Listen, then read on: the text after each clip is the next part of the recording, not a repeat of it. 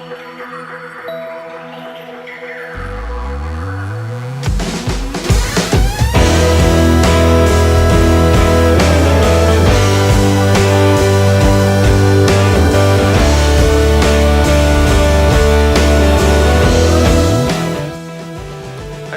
I'd like to now introduce our next keynote speaker. Jane Huxley is the Managing Director for Australia and New Zealand for Pandora Digital Radio.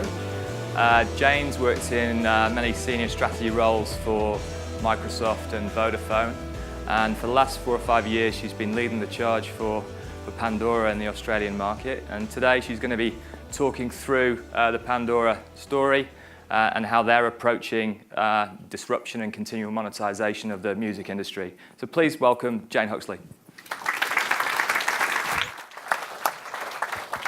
Cheers, Matt. Good afternoon, everybody. Oh, there I am. Quick presenter's prayer. Dear God, I hope I'm interesting. How many of you are listening to Pandora radio on your phones? How many of you are wearing Pandora jewelry? My work here is done. It's not really done. It's a long way from done. I've been in this role now for 5 years. I'm in my 5th year, actually, officially. And I can tell you that when I started, the answer to that question was extraordinarily different from what it is now, which is probably one of the things that I think I'm the most proud of in the time that I've had at Pandora. As Pete said, I spent most of my career, 16 years at Microsoft, Vodafone, Chief Executive at Fairfax Digital for 5 years, and then I find myself in this company and people are thinking, my God, you know, a jewelry company, we didn't see that coming, Jane, that's such a bizarre choice for you, and look at you, you're so cool, Pandora, really. That was a joke, that part. And you know, I must admit that when I was going for the interviews at Pandora, and you know, there are 178 candidates or whatever it was, and I'm getting through, it's narrowing down, and I'm getting to the end of it, I'm thinking, my God, I actually don't even really like music. You know? I'm not actually really a music fan. I'm a fraud, actually, because, you know, I saw some bands, I had some T-shirts, and, you know, I kind of, you know, first song that I ever kissed to, Love Cats by The Cure. They're the highlights for me, the musical highlights of my life. And I got to the end, I'm thinking, really, you know, seriously, this is bad. You know, I really probably should step aside and give this job to somebody who feels very passionately about music and very passionate about the music industry. And then, of course, I got over myself because I said yes to the job, because at the point where we were, you know, having the final discussions about Pandora, I hopefully, well, maybe not like a lot of you, realised that actually Pandora is, in fact, a data company. It is a company based on technology, and it is a company that from its inception in the year 2000, 2 weeks before the initial dot-com crash way back then, it is a company that devised a strategy that would make the way that we served music unique, and it remains unique to this very day.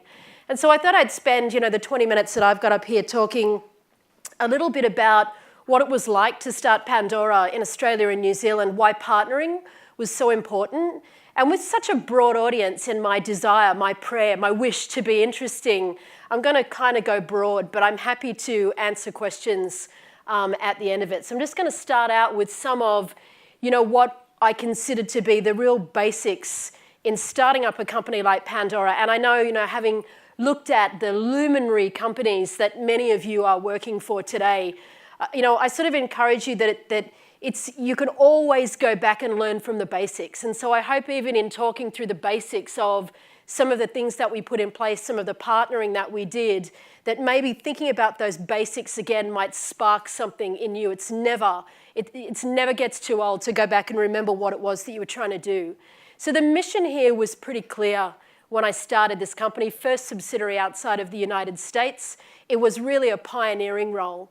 And like most startups, you know, starting with a jewelry company, pair of flat shoes, an iPad, a handbag, just racing across town and trying to talk to people about what Pandora internet radio was. Now, fortunately for me, I got to stand on the shoulders of a giant, because Pandora, as I said, started in 2000, became Pandora in 2005 in the US. When I started here in 2012, had 380 million registered users in the United States. So it was not an unknown quantity back then. And here I am, I'm the jewelry company. And they're like, Jane, we really don't understand why you keep talking about the jewelry company, because they all grew up Pandora in the US. So it was a very, very different proposition. So it was initially about the startup, that startup mentality, figuring out what to do. You get to do that for about 18 months before you realize that using the word startup becomes an excuse for people to not be awesome.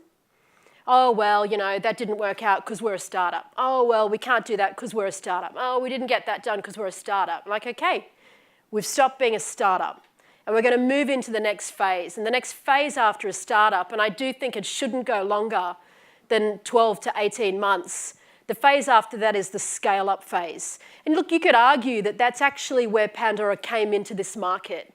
And I say that because I never had a sleepless night over worrying about whether or not I could pay salaries and rent and, you know, what true startups go through. But that next phase is scale-up, and it requires a very different lens on the business from when you're starting out and you're basically saying yes to everything. And then the third phase we kind of hit probably around 6 to 9 months ago. And it really is the phase where a company the size of Pandora in Australia and New Zealand, who quite frankly will never make a dent on the P&L of an international or a global. This country is just quite simply not big enough to do that. But really the value for companies like mine and like ours is when you go to that third phase, which is the phase of pilot. And it's where you get enough scale and enough maturity in the organization that you're running that you can actually start to do things for the first time that then carry relevant learnings for the mothership.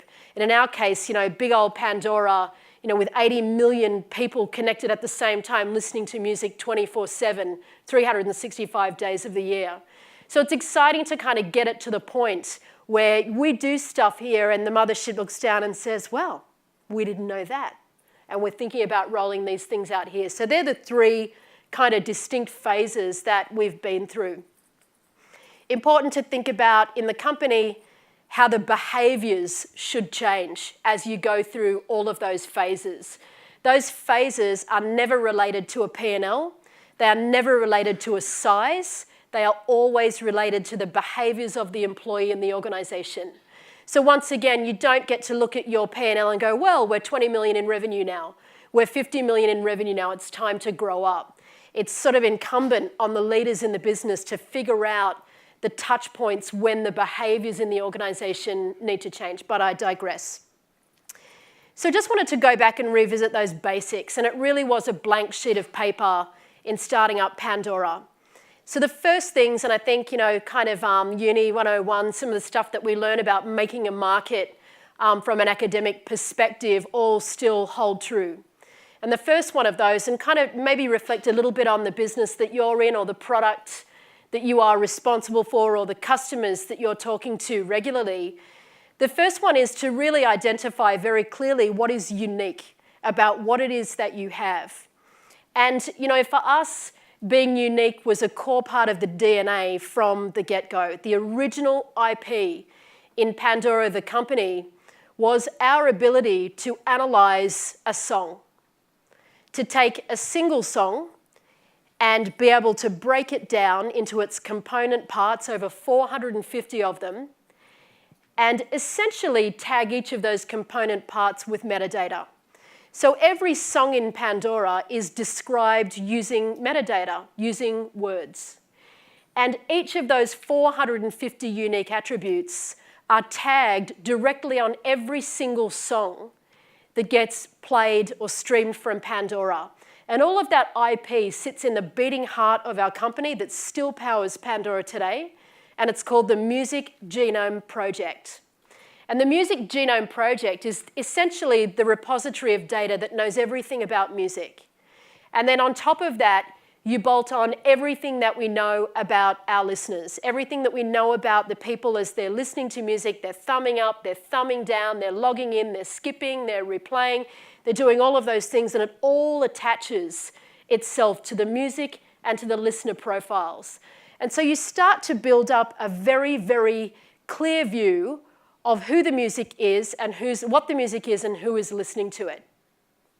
There isn't another music streaming player in the world that knows what Pandora knows about music.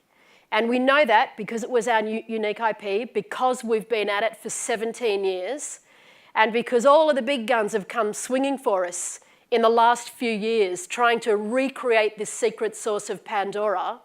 But it turns out that you cannot replicate time and scale on the internet. They're the only two things that even AI can't reinvent on the internet for you.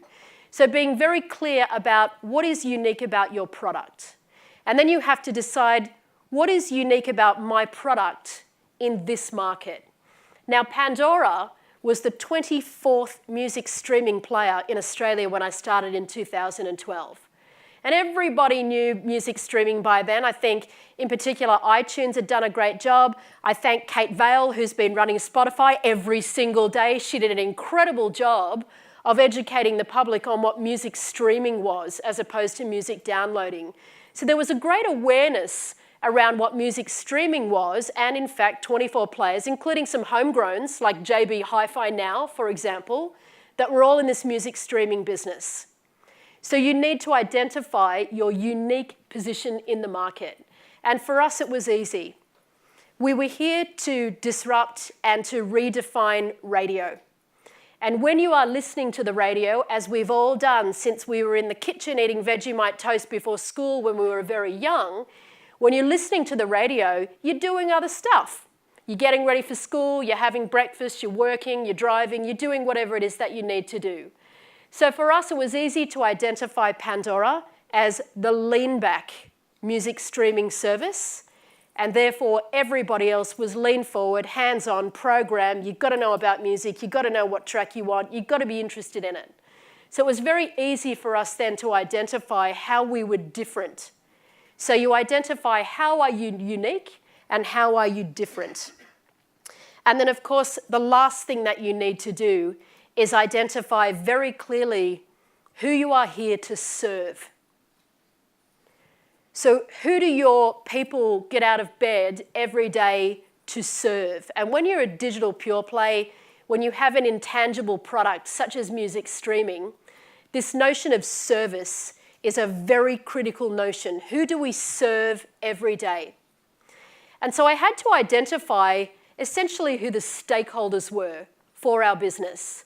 Who do I serve every day as the managing director? Who do we serve as the people of Pandora? And again, all of this stuff, I make it sound like, oh, I just, got out a pen and a paper and I wrote all these fantastic things. This took about 9 months to figure out all of these steps of Pandora. And we were here to serve 4 key groups of stakeholders. The listeners who were listening to the music, the advertisers who were paying us money to advertise to those listeners on our service, the music makers who were supplying the product that we were streaming to the listeners, funded by the advertisers, and finally, of course, the people who work, the team, the employees of Pandora. And so they are the 4 stakeholder groups that I serve every day as the managing director. Figure out how you're unique, figure out how to identify the only place in the market that you, the unique product, are occupying, and then figure out who it is that you serve every single day. These are the basics of starting out a company like Pandora, and then from those basics, you then grow.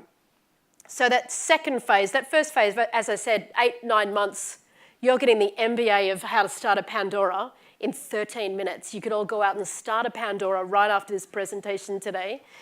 So once you identify those basics, you then move to the second phase, which is the growth phase. And the growth phase is where it starts to get a little bit more interesting. There are 2 ways that you can grow. You can grow through word of mouth. And obviously, if you have a unique product and you can articulate where it fits into the market, then that word of mouth growth will come along. But the second way to grow, and it's really where I wanted to touch on today, is growing through partnerships. So I started this company in my living room, grew it for 6 months, first 2 employees of Pandora, business development and marketing, because the 2 growth levers are partnering and marketing. And so they were the first 2 hires that I brought on board. So I wanted to talk a little bit about partnering and why that was important. The word of mouth stuff was kind of, is this interesting? Okay. The word of mouth stuff was, could you let your faces know? No, I'm just the word of mouth stuff was kicking along nicely because, as it turns out, we did have an incredible product. But then it was when it came to the phase of the partnering that we really need to figure out what it was that we were doing. Now, there are two reasons that a company, a digital pure play in particular, would turn to partnering as a growth mechanism. Now, what's interesting about Pandora, and I'll tell you what they are growth of the product and growth and awareness of your brand. Product and brand, and you have different partners and they do different things when you're looking at that map of who you're going to be partnering with. Now, what's interesting about a company like Pandora and partnering is that we had nothing to trade. So as a partner, we sat down with, we need to go and partner. We've got to grow, we've got to partner. And we thought, right, when you're partnering, you figure out in a negotiation what you can give me, what can I give you, and then you work it all out, and then you go out and have you do a launch, you do a press release, you go out and you do a launch, and then you see where it all goes. And we were sitting there, we thought, my God, we have nothing to trade as a partner. We're a really crappy partner. We can't do a rev share. And the reason that we can't do a rev share is because of the way that our licenses were working, the licenses that were granted to us by the industry, by the labels to operate, prevented us from doing any kind of revenue share. We couldn't do anything with our product. We're a black box, we're an app primarily that exists on a smartphone, Android, iPhone. That means that we can't do an exclusive. Because if we go exclusive with a partner, a telco or whatever, then that cuts off the rest of this market, and we need the rest of the market to generate enough cash to pay the money for our licenses. And so it was really interesting to sit down and think about, we've actually got really not much that we can give as a partner, except we do have a product that is unique. And we have a position in the market that is occupied only by us. So linking back to those basics gave us some really identifiable assets that we did bring to the table. Now, by then, we're at 2 million registered users in Australia. We're adding 25,000 a week registered users without spending any money in marketing. And we had a little bit of cool going for us. Music streaming, again, was really picking up. People were understanding what Pandora did, why you would use it. And we were music. Music is a cool place to kind of be in, and it still is. And so we had a little bit of the cool. So turns out we did have some stuff that we could trade. We had a unique product, and in that unique product, we knew that the engagement, the average daily engagement of a listener, and this is true today, listening to Pandora, the session time is 2.5 hours a day. So we have 1.2 million active now here in Australia off a base of 5 million registered users, 1.2 million active daily. And they are listening to Pandora on average for 2.5 hours a day. Now that is a sticky audience, literally with their ears on. So it turns out that we do start to have some things that we could trade.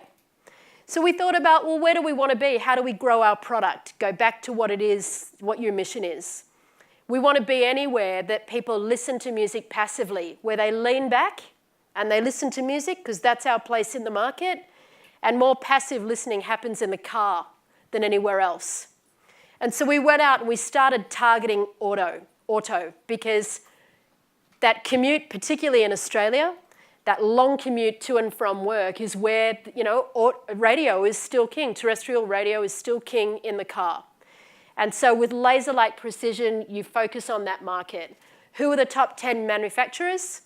How do we work with those manufacturers and convince them to bring Pandora into their cars? And one by one, in the first 3 years, we picked off Holden first, Toyota, Mazda, Ford, Nissan, Suzuki, Hyundai, BMW, the list goes on. Within 3 years, we had 64% of all new cars manufactured and shipping in Australia, or not manufactured, but shipping into Australia, had Pandora built in to the dashboard of the car. And what's interesting about that is that we were tapping into trends that were going on in the auto industry. So in auto, we'd been through the wave of fuel economy. You know, you expect now a car to have great fuel economy. We'd been through the wave of safety. You expect a car to be safe. We'd been through kind of that era of maintenance. You expect your car to go for 5 years without stopping. And so they'd been through all those Maslow's hierarchy of auto needs, and the battle for entertainment in the car was on. And that's the point in time when Pandora started to work with the auto manufacturers to say, the average number of station changes in a 20-minute commute is 7. You know, you hit an ad, you flick the station. You hit celebrity talk and you're sick of the subject, or you don't like the ad, you flick the station. And so we started working with the auto players on what a lovely place it would be to walk up to your car on a rainy day and it unlocks itself because it's got keys that identify when you're coming in. You sit in and the seat adjusts to you. You press the button to get the car to start, and what's playing on the radio is just the music you love. And we know that because we're back to that uniquely identifying metadata that we use to serve the music. And so within a couple of years, we'd become very entrenched in the auto industry, and that continues to be a set of hallmark partnerships for us. And we're now working with them on the future of what that might look like in the car. Autonomous vehicles completely change the story again for entertainment in the car, and it's really exciting. We're thinking about things like car mode.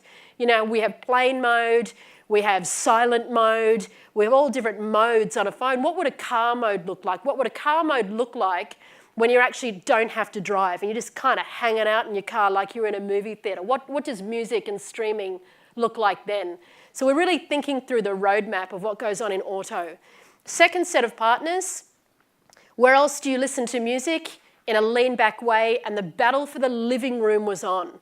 So we talked about the Internet of Things, all the consumer electronics coming up. And within the first couple of years, we were on about 250 consumer electronic devices, again, shipping into homes here in Australia. Anything from Apple TV, Chromecast, through to, you know, Sonos, Bose, high-end speaker systems, Bluetooth players, gaming stations, all that. Anywhere that people stand back and listen or sit back and listen to music, that's where we wanted Pandora to be. Now, it's really interesting going on in the Internet of Things right now is that, you know, we initially thought that that was a land grab. You know, we're just going to be on as many devices as we can. And we're going to get up our PowerPoint slides. By the way, I never used PowerPoint because I was 16 years at Microsoft and vowed never to use it again when I left there. It was a land grab that, yeah, I'm going to get up a slide and I'm going to say, we are on over 800 devices. Isn't that awesome? And now, of course, with the Internet of Things and the 50 million devices, it just doesn't make sense to do that anymore. We're seeing enormous consolidation in that space, and we're consolidating our roadmap accordingly. And we now know that there are probably 30 or 40 consumer electronics devices that we want to be in, anything from an Alexa to Google Home. The high-end stereo, high-fidelity stereos will survive. There'll be some TVs.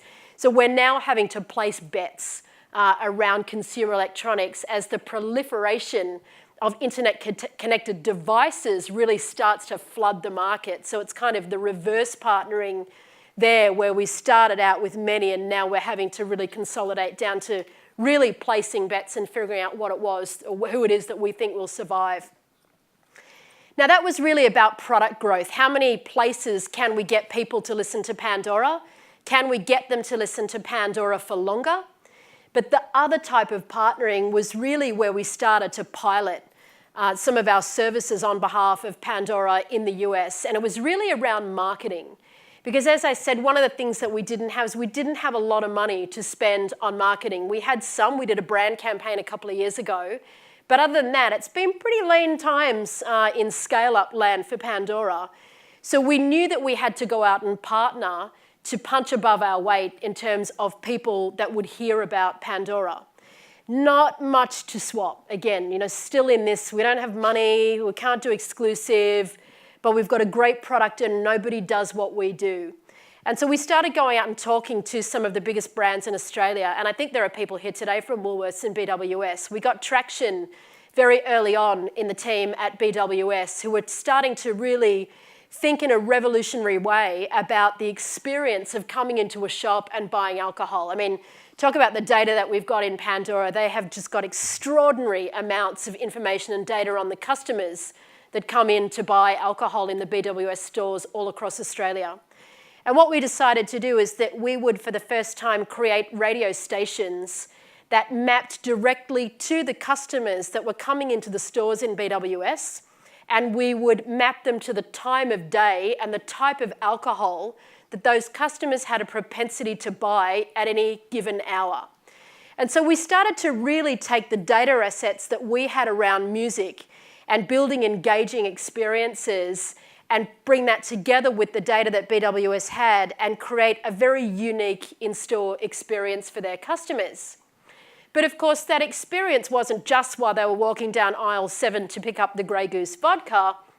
They could download that station on Pandora Radio and continue that BWS experience outside of the store.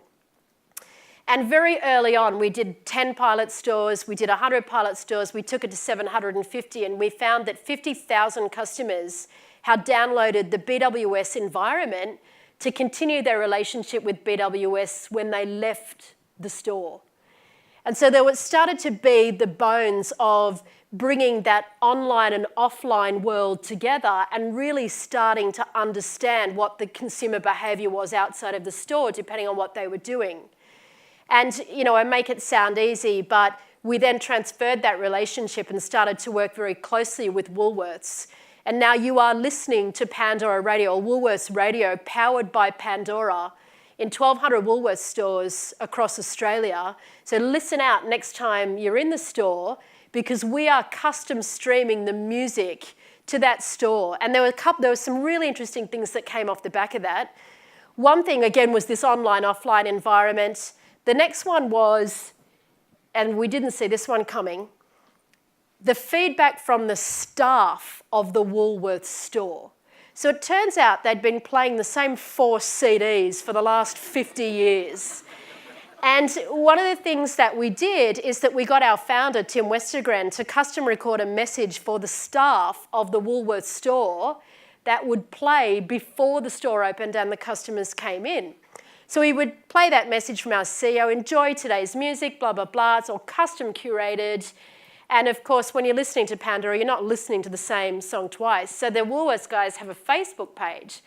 And all of a sudden, they're starting to get enormous amounts of feedback from their staff saying, oh, thank God, when I come to work, I'm not listening to Celine Dion endlessly as I'm stacking the shelves. So we started to see really interesting benefits of going through that partnership. And I could go on. You know, we're working with a number of players in that space. It's important to note that we work through our partner Mood Media to achieve those partnerships. Mood Media provide, you know, the hardware, the maintenance and all the stuff. You know, we're 50 people and we are a key partner to Woolworths. It's a David and Goliath story. So we work with our partners, Mood Media, to achieve the service levels that a company like Woolworths expect. But that's been an extraordinary partnership for us. I'm getting the wind up now. It doesn't stop there. I guess the next phase for us is really where the disruptor disrupts itself. And we are really on the verge of that right now. You know, we're 10 years old, 15 years old. We are no longer the new kids on the block. We're no longer starting to redefine everything that we touch. So this is the year that you will see Pandora disrupting itself. We've been on this path now for 3 years behind the scenes, through acquisitions, through engineering, and really creating a whole new set of products that will once again lead me as the managing director to go all the way back to the basics to figure out what is unique about what we do now, who are we serving, and what is our position in the market that, again, we can describe really, really clearly. So stay tuned for all of those new products that you'll hear about from Pandora this year. So with that, I've had the wind up. So Pete? Do we have any questions for Jane? I'll kick off while people are thinking. You were a little bit interesting clap. Yeah. Well, like you, I worked in the music industry when I first got to Australia. Where's your leather, man? I know, I'm not trendy enough. I worked at MySpace. I can't take all the credit for its demise, but I certainly helped.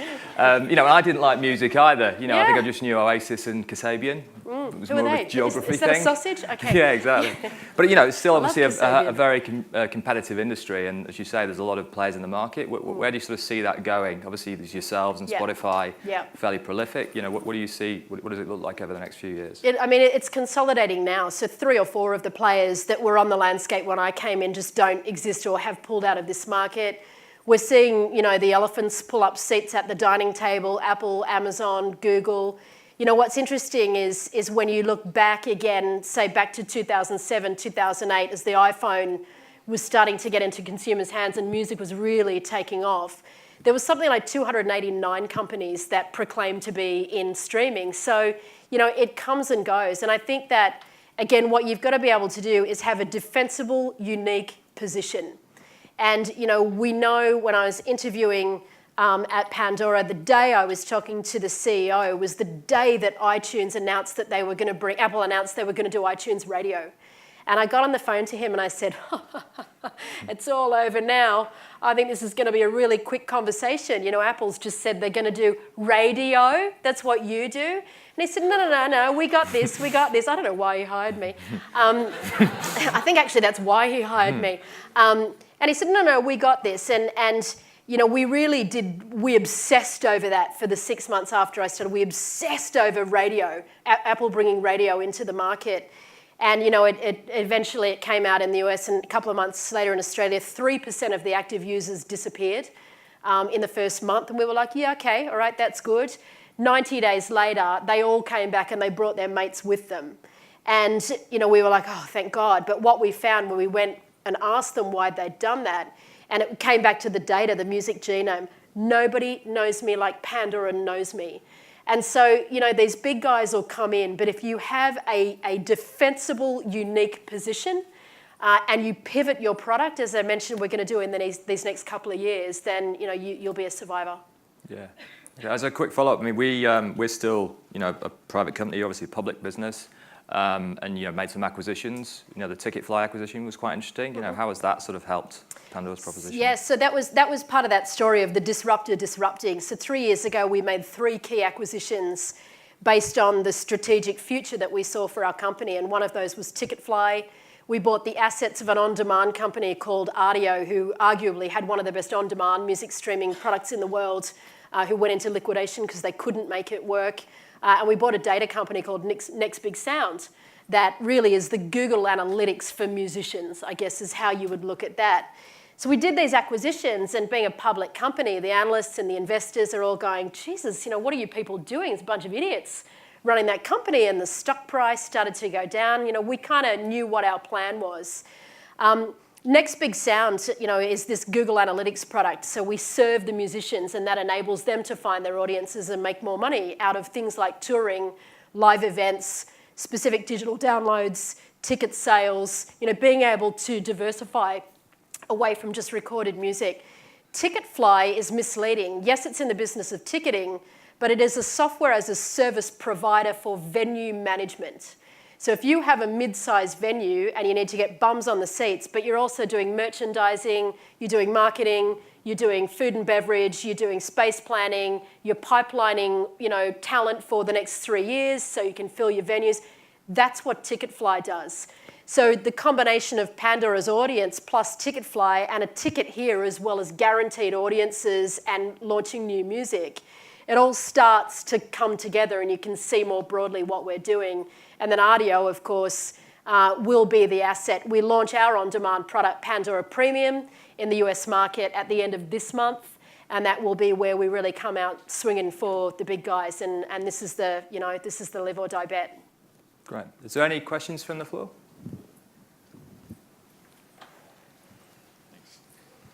Wayne Simpson from V Interactive. I just was interested to know what you found to be the hardest part of driving growth in the ANZ market, because there's quite a few things that you touched on, but what is it? Was it the things early on, or is it something now that you're established? It's failing so much. I think was probably the hardest thing. It's nice when you get to stand up here and you tell this lovely story about all these great partners and these terrific things that you've done. But it's getting so many things wrong. I think that is the hardest. And you have to be very pragmatic and very fast at failing. Fast, frugal failure, is kind of what we were looking for. You've got to hire the right people that can fail and get back up again very, very quickly, which took me a while to figure out how to do that, quite honestly. So that was pretty difficult. But there's a lot of failures for a lot of the wins.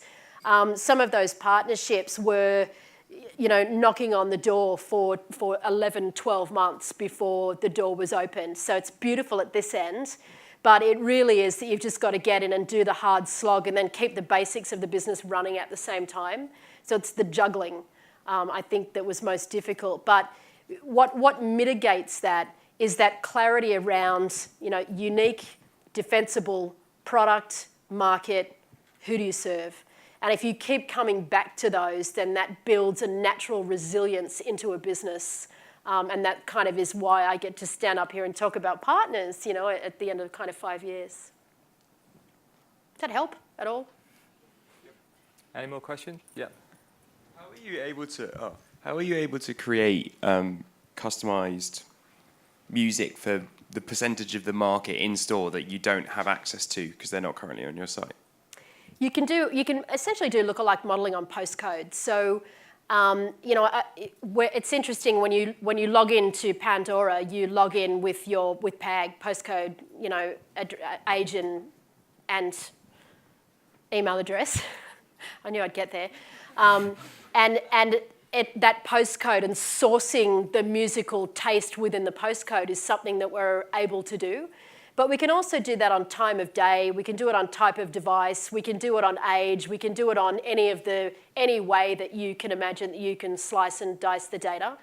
I think the next interesting thing there, and it's certainly a pet project that I've got, is beacons on boxes, right? So beacons on boxes, when you have physical proximity in a store and an app on a phone. And this is where beacons have failed because they've required specific apps to be downloaded and then set up and then used regularly, where you see, they say that there's only 10 apps that you use on a phone, between 6 and 10 apps. I'm happy to say that Pandora is firmly one of those in the demographics we're after. And if you've got customers going back to those apps, you've got beacons on boxes, then you start to get the online, offline stuff and incredible assets around targeting. And so that beacons on boxes, every time I say that, I hear Julie Andrews singing, and whiskers on kittens. So beacons on boxes is kind of a project that, I'm totally interested in as we start to pull that out a little bit more. Extraordinary value for Woolworths. What a great return from a partner that they took a bet on, is to be able to now start to work with them and do something like that. Beacons on boxes. Any more questions? Any more questions?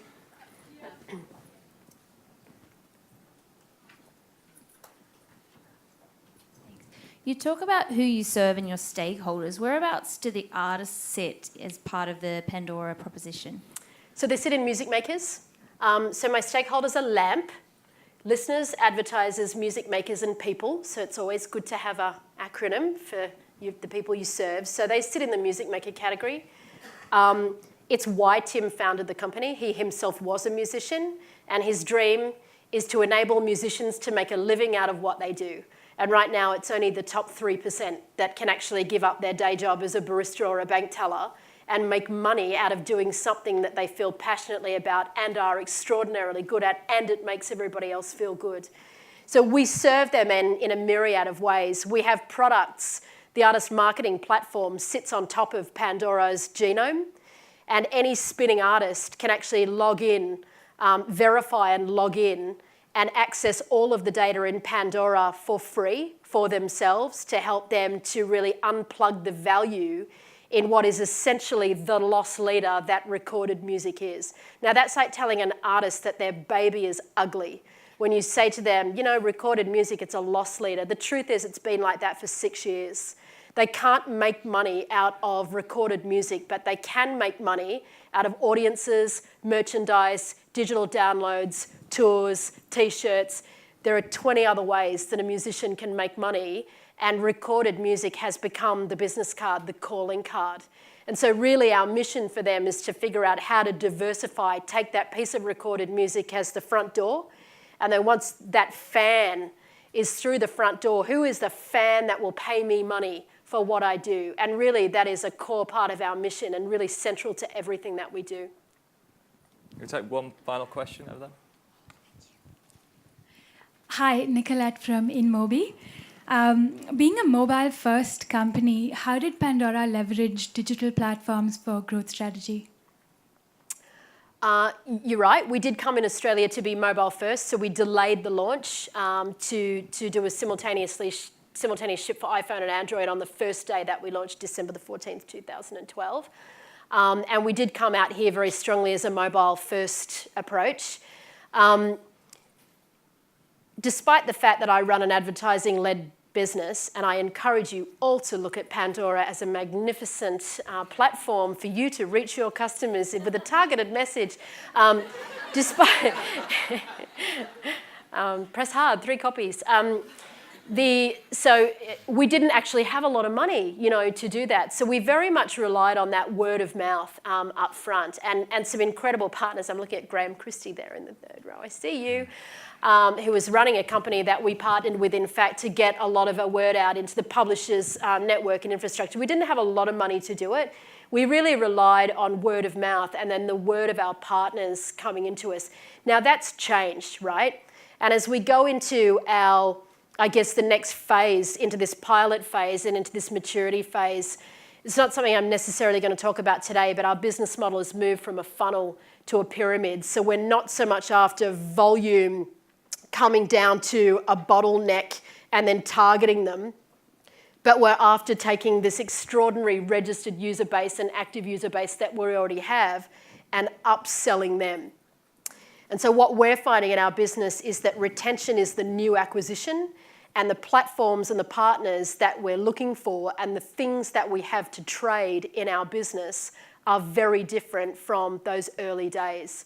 So it's really a big trend that we see. We're investing in things like in-house creative. We're investing in the data again, and in being able to, I've brought on the first analysts, the first data scientists. These are the types of people that you hire in when you realize that retention is the new acquisition. It's not a great answer. We didn't have a lot of money. We've got to be clever. Like all of you, we've got to be clever with what we've got. But you're right, we were mobile first. The core asset there is that things like ad blocking and some of those issues that you find really prevalent on the web don't impact Pandora. The data and the algorithms are proprietary, and that's kind of how we protect this core asset around the listeners and the advertisers. Okay, thank you, Jane. Thank you. You've renewed my fondness for music. So we put our hands together for Jane. Thank you.